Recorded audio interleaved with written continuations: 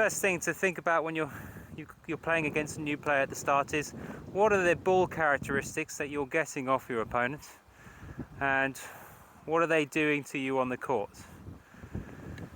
So for example, have you picked up on what's happening here? I'm pushing you side to side, perfect. Yeah, so I'm going 1, 2, 1, 2, making you run, okay? And it's working for me, I would say. Now, there came a point at about 5 love where you got maybe 3 points in a row. And that's probably because I stopped moving my feet. And because I wasn't moving my feet around the ball, I wasn't able to place it. I started going for more drop shots and I started making unforced errors, which is the natural rhythm of any opponent. Okay, but then I got back into it and I started putting it side to side and it was winning for me. More often than not, I'm winning these points than you. Okay, so it's your turn now, this far into the match, to find a counter move. What are you going to do differently to stop me moving you side to side? And how are you going to put an end to that? So I would suggest that you don't give me the angles. And it happened on a few points, and I think those few points that I lost at 5 love to 5-3, you stopped giving me so much angle and you started putting it straight down the middle. Now when I'm hitting from the middle here, I haven't got as much angle to open up with. Okay, as if I was out wide, I can hit more angle cross. If I'm out this side, I've got this angle over here, and you're going to find that I'm opening you up more the wider I'm positioned.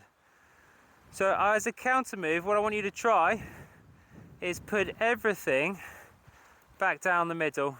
As long as you keep the depth on it and don't let me dominate the point, then you're going to find that you countered my tactic. Okay, so let's carry on. We'll start again, see how it goes. Good. So I'd say it's working in the sense that you're not having to run quite as much. Most of the balls are coming down the middle now.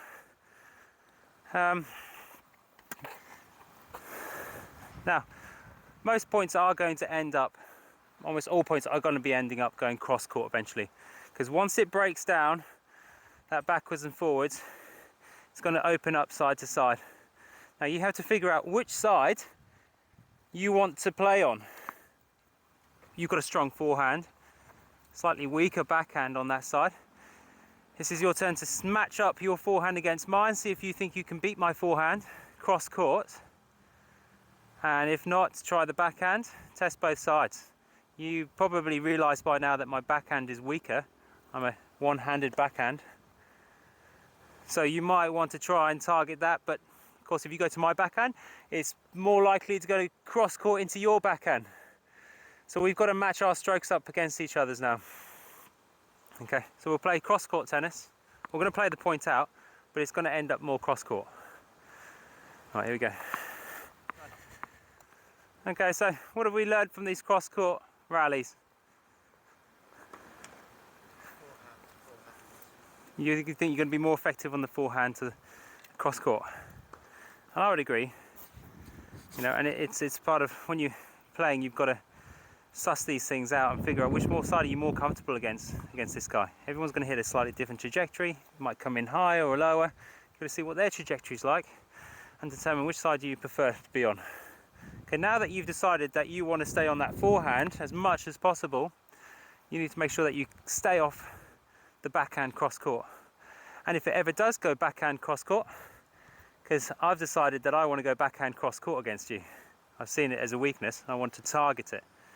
We're going to be fighting out who can get the ball cross court their way.